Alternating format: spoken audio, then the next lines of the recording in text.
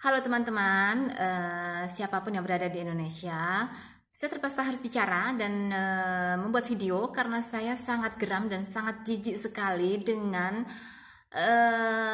kasus-kasus koruptor di Indonesia. Ya, dan ini terjadi sudah sejak lama, semenjak saya masih orok sampai sekarang pun saya masih sering melihat video-video tentang Indonesia. Itu orang-orang yang bisa hidup mewah ya, dengan tas-tas merek miliaran, kemudian dengan mobil-mobil koleksinya yang miliaran, ataupun rumah-rumah mereka yang ada di mana-mana, di California, di Australia, di mana-mana di seluruh dunia, dan juga kapal pesiar mereka.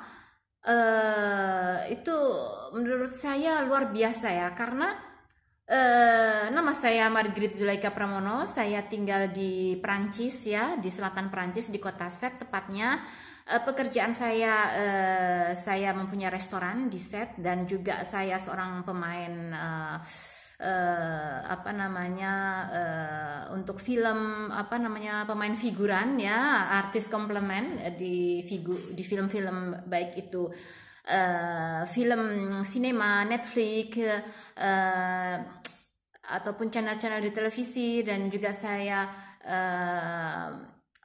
turut serta partisipasi di iklan-iklan televisi ya kan, di website juga.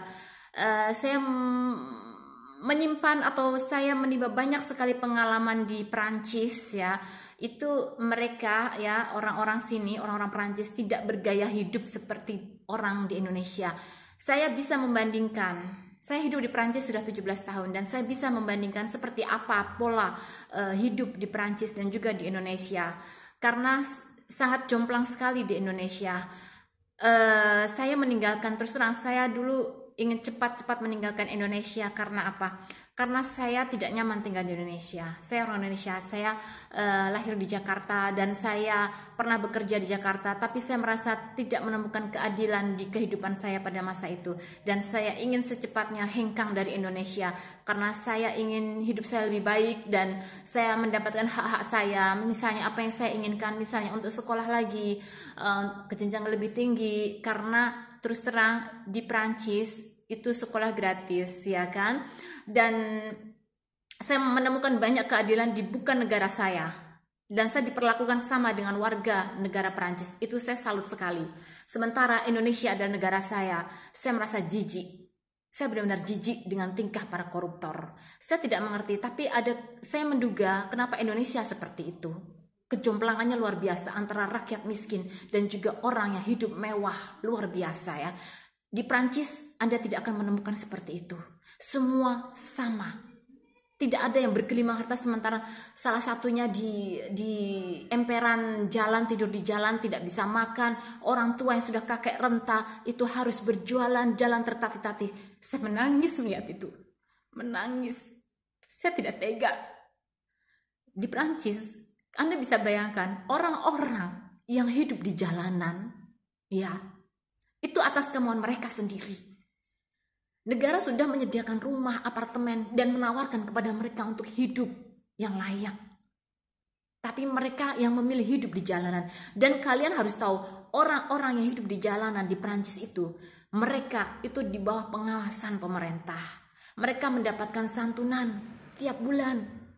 Dan di sini, di Indonesia Anda bisa bayangkan, apakah orang-orang yang di jalan yang tidak punya rumah, kakek renta yang harus bekerja untuk makan sesuap nasi, sampai jalan terbungkuk-bungkuk satu persatu langkahnya.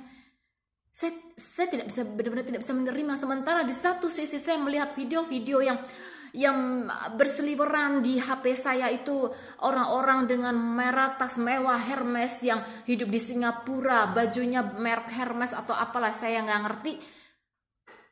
Itu hanya untuk sekedar pamer. Sementara saya melihat di satu sisi video yang luar biasa, sangat miskin, tidak bisa bersekolah, pakaian sekolah SD mereka robek-robek, sepatu bahkan pakai kaki, tidak bisa beli sepatu untuk pergi ke sekolah.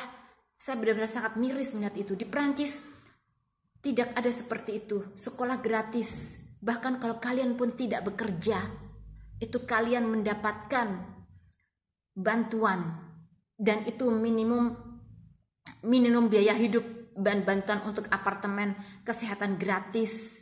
ya kan? Walaupun nantinya pemerintah sedang mencoba menghapus sedikit demi sedikit, karena ini banyak sekali para imigran yang datang ke Prancis. Itu di Eropa yang paling banyak bantuan itu memang negara Prancis. Karena para imigran terutama dari Maghrabang ya, itu orang-orang Arab ya, itu mereka memanfaatkan bantuan-bantuan itu. Mereka datang ke Prancis dengan jadi pemalas, ataupun mereka hanya mencari kriminal, jualan drog, ataupun mereka mengirimkan uang mereka ke negara mereka asalnya untuk menolong keluarga mereka. Ya, mereka imigran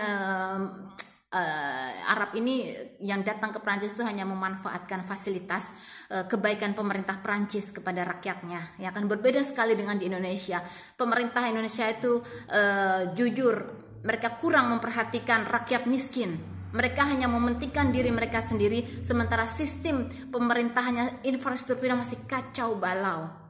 Kalian melihat, saya sering melihat tuh di video-video, walaupun saya tinggal di Prancis, tapi saya selalu memantau dan mensurvei perkembangan di Indonesia seperti apakah dari zaman saya dulu sampai sekarang.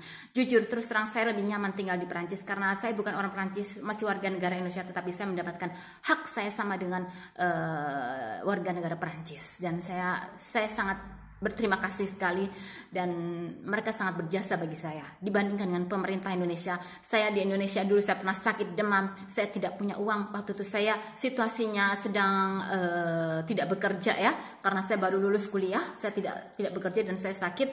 Kemudian saya tidak punya uang untuk ke dokter pun, akhirnya saya harus pinjam sana pinjam sini ya kan. Waktu itu saya ingat orang tua saya memberi saya uang ya, berapa 30.000 atau berapa saya lupa, untuk berobat ke dokter.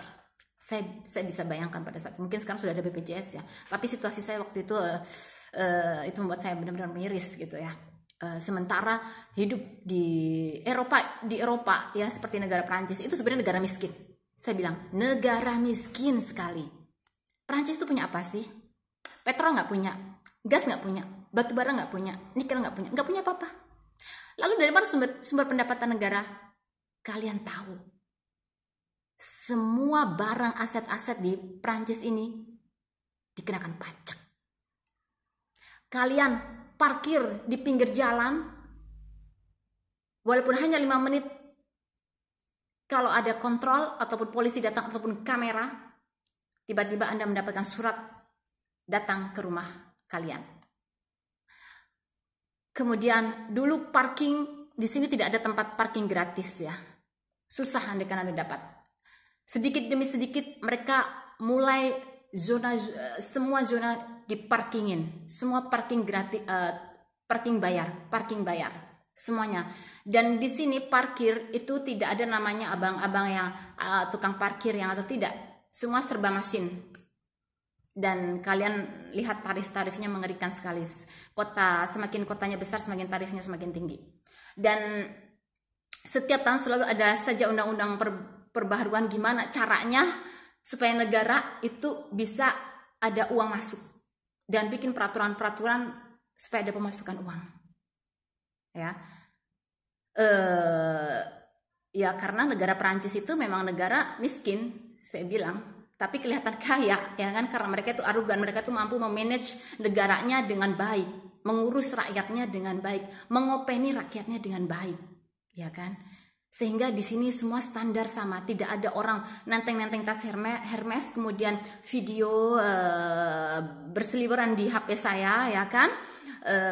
Misalnya keluarganya dari presiden atau keluarganya dari pejabat-pejabat Perancis, tidak ada yang seperti itu, tidak ada. Semua sama di sini. Andai pun berbeda itu hanya sedikit, karena semakin penghasilan besar, pajak pun semakin besar di sini ya kan. Saya pun mempunyai perusahaan di Prancis. Saya dalam hal bertindak apapun, saya selalu lihat dari segi penghasilan nantinya gimana, karena saya tahu kalau saya melewati batas ini, saya akan terima pajak yang luar biasa. Dan itu pajak di sini tuh menakutkan. Karena apa? Tukang pajak itu selalu mengontrol semua. Sampai kamu ke toilet pun mereka tuh tahu, oh kamu di toilet ini bersembunyi, kamu akan dicari.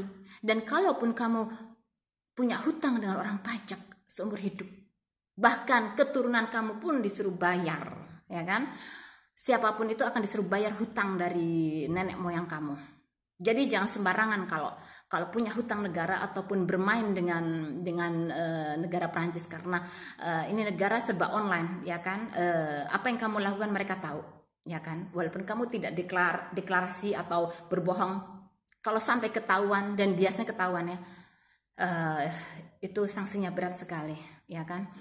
Kemudian saya bandingkan lagi dengan di Indonesia. Apakah saya melihat orang Indonesia itu hanya sibuk memikirkan kebutuhannya sendiri, terutama ini orang pejabat ya, orang kaya yang hanya ingin mengeruk kekayaan Indonesia. Maka di Indonesia itu banyak sekali sarang koruptor. Kenapa? Karena saya bisa lihat Indonesia itu kaya sekali, negaranya sangat besar, 3 kali lipat Eropa mungkin, ya kan? Dan itu kekayaan alamnya luar biasa, banyak gunung-gunung vulkanik, apa bahasanya, vulkanik ya, banyak sekali gunung-gunung vulkanik, itu kekayaannya luar biasa. Belum lagi kalian punya hutan, ya kan, luar biasa, punya gas, petrol. Kalian bisa lihat, saya pernah lihat sering nonton di channel televisi Prancis ya, mereka tuh sering mengungkap negara-negara, Indonesia pun sering ulasan ya kan tentang Indonesia ya, siaran tentang Indonesia saya juga lihat, dan memalukan sekali, benar-benar memalukan, terutama sampah di Bali itu sangat memalukan, ya kan. Kemudian dan kemudian banjir di Jakarta juga, itu juga sempat dibahas ya di televisi, saya pernah lihat, itu biasanya 1 jam untuk membahas tentang luar negeri gitu loh. Dan saya pernah jatuh di channel yang tentang negara kaya seperti Brunei ataupun Qatar, ya kan. Saya salut dengan negara Qatar, terutama itu negara terkaya di dunia. Mereka itu hanya memiliki petrol, padahal sejarah negara mereka itu dulunya adalah sebuah negara yang miskin, yang kecil, dan mereka tidak punya apa-apa, ya kan. Hanya karena seseorang yang bisa menemukan, mengeksplor itu negara, ternyata ada petrol, mereka sekarang menjadi sangat kaya dan rakyatnya makmur. Dan saya sempat geleng-geleng kepala, kalian tahu apa pekerjaan rakyat mereka? Pekerjaan rakyat mereka itu adalah investor. Padahal mereka itu negara kecil tapi bisa sekaya itu karena mereka pintar memanage kekayaan mereka, dan itu untuk rakyat. Dan saya juga sangat tercengang, mereka itu sudah sangat kaya raya rakyatnya. Pekerjaan mereka itu ada investor rakyatnya. Tahu nggak, mereka itu sekolah gratis, kesehatan gratis, ya kan, semua serba gratis. Bahkan mereka itu sudah tidak butuh makanan, mereka sudah sanggup beli makanan. Tapi pemerintah setiap bulan masih memberikan mereka sekarton atau berapa karton makanan untuk rakyatnya. Kalian bisa bayangkan itu? Mereka tuh sudah tidak butuh, tapi saking rakyatnya mengurus, karena pemerintahnya itu mengurus rakyatnya, dan mereka tuh saking kayanya dan pintar memanage, akhirnya rakyatnya itu walaupun sudah tidak butuh makanan ya, karena mereka itu pekerjaannya ada investor rakyat Qatar, mereka tetap dikirimin paket-paket makanan tiap bulan. Kalian bisa bayangkan? Belum lagi bantuan keuangan. Sekarang dibandingkan dengan Indonesia tuh negara besar sekali. Mungkin setengah Jawa aja, kalau kita bisa memanage kekayaan itu dengan baik, dengan orang-orang yang jujur, serius ya, bukan untuk kepentingan pribadi, itu Indonesia tuh bisa menjadi negara terkaya di dunia. Bahkan setengah Jawa aja udah cukup, seperti Qatar, itu udah bisa. Ya kan? Kalian bisa bayangkan, Indonesia itu sangat kaya. Karena ketika saya melihat channel siaran di televisi Prancis yang membahas tentang Brunei, tentang Qatar, pikiran saya itu langsung melesat ke Indonesia. Kenapa nggak Indonesia? Indonesia itu lebih kaya daripada Qatar. Indonesia itu memiliki semuanya. Kemudian saya lihat di Brunei itu negara kecil, tapi mereka tuh hanya punya petrol tok. Mereka bisa hidup gratis. Kenapa Indonesia yang negara sangat besar dan sangat kaya tidak bisa melebihi Qatar? Memalukan, saya bilang. Dan itu kenapa jadi sarang koruptor di Indonesia? Karena rakyatnya dibikin bodoh. Mengerti? Rakyatnya tuh dibikin bodoh. Hanya dikasih makan, tapi dan mentalnya itu mentalnya itu juga salah, ya kan? Pertama mentalnya itu dibikin apa? Jadi Indonesia itu selalu akan dijajah entah dengan orang asing karena mental Indonesia itu mental bodoh. Pertama dibodohinnya mungkin maaf ya dari segi politik. Yang kedua dari segi agama, ya kan? Indonesia itu diadu hanya politik agama itu saja. Maaf saya bicara agama. Tapi itu sebetulnya juga suatu pembodohan menurut saya, ya kan? Karena kalau kita selalu terobsesi itu terus, kita nggak akan maju. Mungkin kita akan menjadi negara primitif juga, ya kan? Kita harusnya berpikir modern karena menurut saya agama itu adalah di hati, ya kan? Bukan dijadikan politik, bukan dijadikan sesuatu yang memperburuk, ya kan? Agama itu sesuatu yang membuat kita indah, tapi bukan untuk membeda-bedakan. Itu saja. Dan alangkah layaknya kalau menurut saya kita harus bisa membedakan atau memisahkan mana yang sifatnya duniawi dan mana yang sifatnya religius itu. Dan saya sangat sedih sekali apabila Indonesia yang notabene adalah negara yang punya potensial yang sangat kaya raya sekali, tetapi dimanfaatkan oleh orang asing. Dan orang-orang Indonesia sendiri pun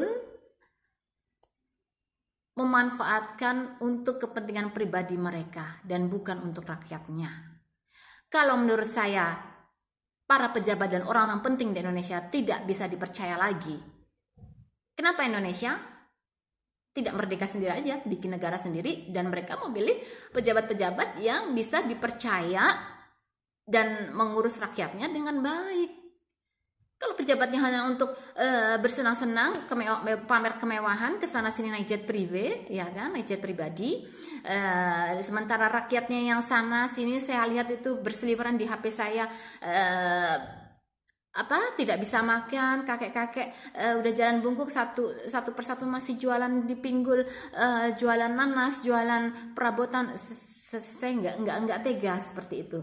Sementara di satu sisi berseliweran di HP saya, oh anak pejabat ini, oh ini anaknya pengusaha ini, mereka naik jet pribadi, tas-tas bermerek, ya kan, keliling Eropa. Ini apa gunanya ini kayak gini, ya kan? Kok jomplang sekali. Saya pikir sangat memalukan Indonesia seperti itu, ya kan? Apalagi itu notabene pejabat, anak pengusaha atau anak orang penting ataupun orang penting di Indonesia. Tetapi mereka tidak melihat dan mengurus rakyatnya dengan baik. Itu saja komentar dari sudut pandang saya, Margaret Zulaika Pramono, yang saya ini tinggal di Prancis sudah 17 tahun dan saya bisa melihat sudut pandang saya sebagai warga negara Indonesia dan juga saya sebagai warga yang bertempat tinggal dan berKTP di Prancis. Jadi saya bisa melihat perbandingan kehidupan di Indonesia dan di Prancis, dan itu saya bisa melihat sisi baik dan sisi buruknya. Terutama untuk Indonesia itu saya benar-benar sangat kecewa karena saya melihat banyak sekali sisi buruknya, ya kan. Ya itu saja. Sekian dari saya. Terima kasih.